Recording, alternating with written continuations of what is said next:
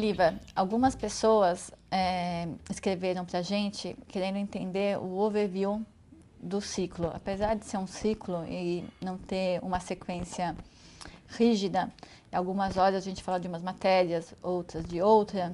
Você pode dar uma explanada de quais são as matérias que a gente vai falar, mais uma visão geral?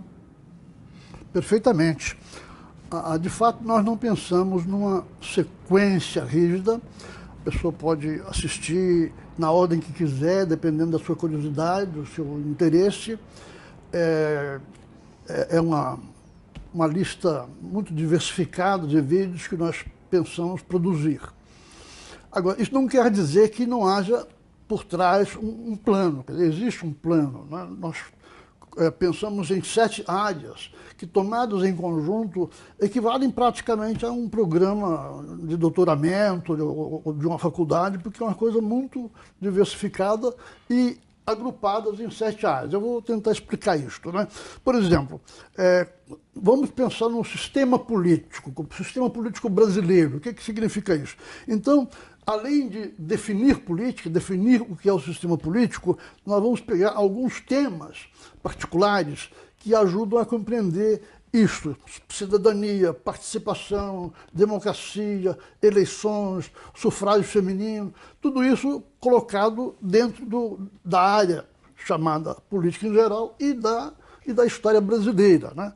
Nós vamos ainda programar vários vídeos dentro dessa ideia de explicar o funcionamento do sistema político. Vou dar um exemplo.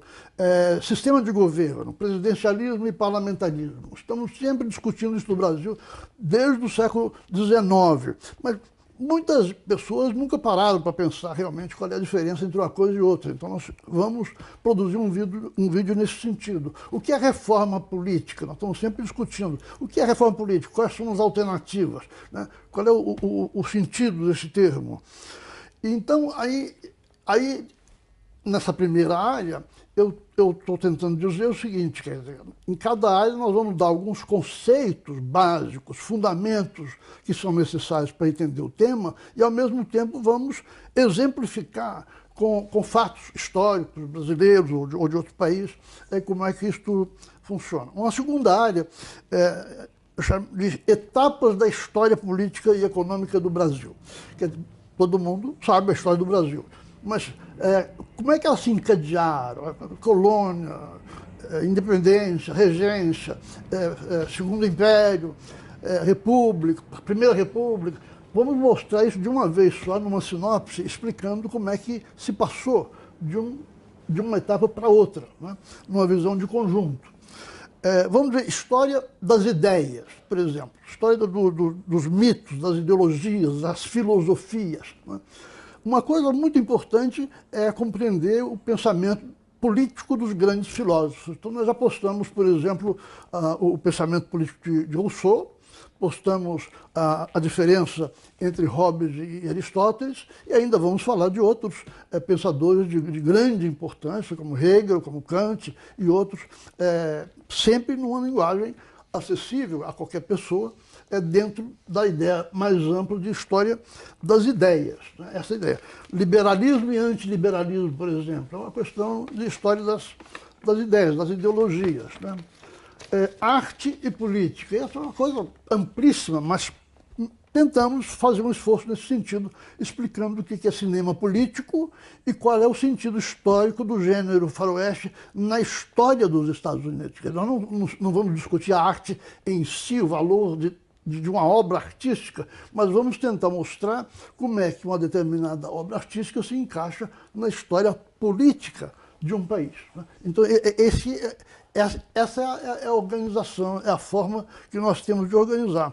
As outras áreas, eu vou também tentar exemplificar brevemente a lógica do poder mundial, quer dizer, o sistema internacional, né?